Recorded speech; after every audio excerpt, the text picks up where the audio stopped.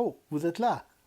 L'Évangile, c'est la solution extrême de Dieu au problème extrême de l'homme. Notre problème est un problème de liberté.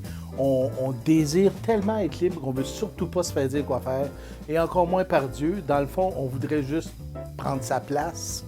Et Dieu, lui, de son côté, est un amoureux fou et il veut surtout pas baisser les bras, laisser tomber la serviette. Il veut rétablir la relation à tout prix. Et il va aller jusqu'au bout, jusqu'à une solution extrême. C'est de ça qu'on parle aujourd'hui. Écoute-moi bien, toi. Je m'en vais te raconter une histoire. Ben, tu me créeras peut-être pas, mais une fois, c'était un gars qui était condamné à la peine de mort.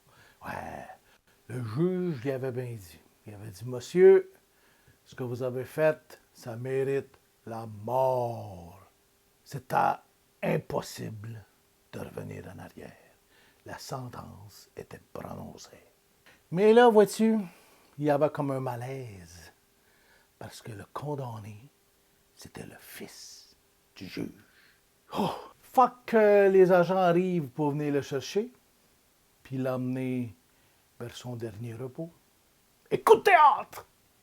Le juge se lève, et sans hésiter, le juge quitte son beau bureau, descend à côté de son fils, arrête les policiers qui viennent le chercher, puis lui dit, « Mon fils, je prends ta place.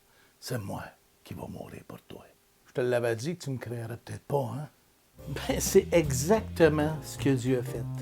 Dieu, Jésus, le Fils, est venu sur la terre pour donner sa vie volontairement pour que notre condamnation soit effacée. Il a pris notre place, il est mort à notre place. Ben, le problème, c'est qu'on ne réalise pas le problème. Fait qu'il y a un problème qui s'ajoute au problème parce qu'on ne réalise pas l'ampleur et la profondeur de notre condamnation par notre attitude. Donc, c'est pas lui qui veut pas de nous, c'est nous qui veut pas de lui et qui crée un fossé ou un canyon et qui nous sépare complètement de lui. Mais Dieu, lui, n'est pas à court d'idées.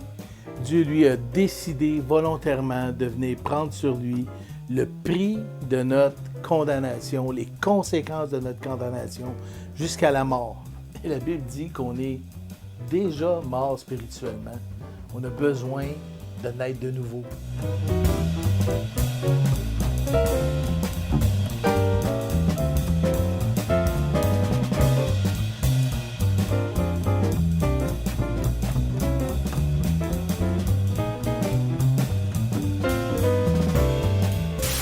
Très tôt dans ma vie, j'ai commencé à lire la Bible, puis je comprenais pas pendant des années l'ampleur du problème.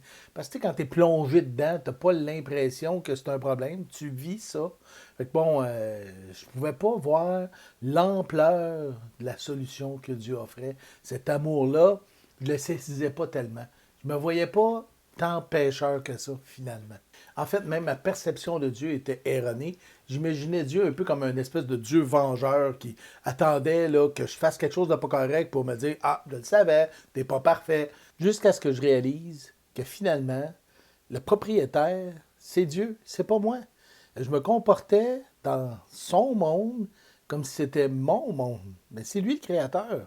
Et c'est lui qui fixe les règles, on peut-tu dire ça? C'est chez eux. Je verrais vraiment mal quelqu'un rentrer chez nous et dire « Ah ben, quand on va enlever les murs de là, on va tout repeinturer parce que pour moi, j'aime pas ça. » Ben voyons, t'es chez nous, là. Plus je saisis l'ampleur du problème, plus je réalise l'ampleur de la solution.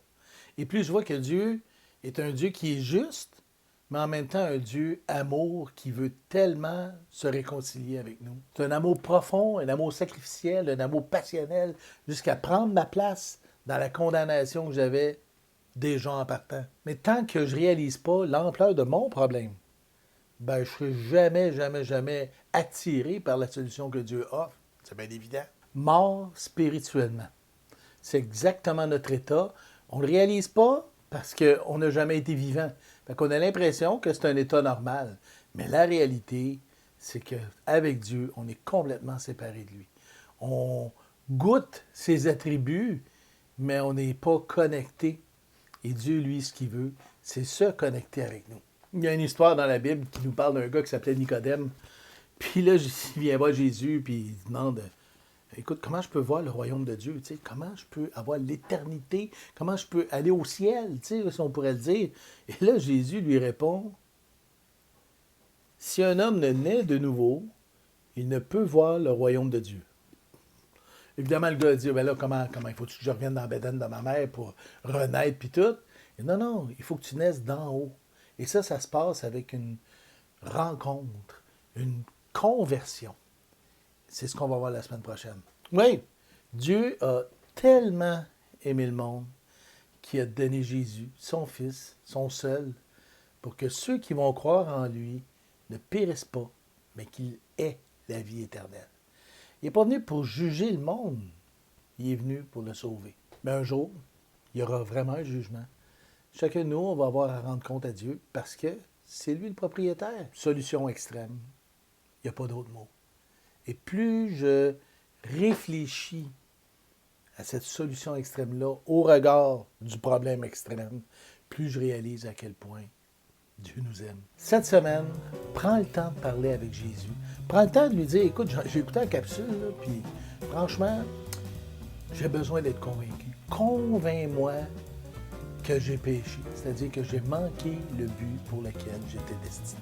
Oui, Jésus, conquiert mon cœur, séduis-moi, gagne-moi et je peux t'assurer qu'il y a quelque chose qui va se passer dans ton cœur.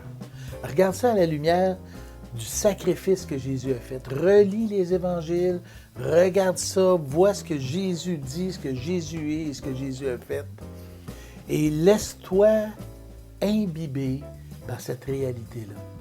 J'ai un problème extrême et Jésus a amené une solution extrême qui va demander une décision extrême de notre part et c'est ce qu'on va voir la semaine prochaine. C'est un beau cheminement, une belle semaine qui s'amorce de réflexion profonde et on se revoit vendredi puis je te dis à plus!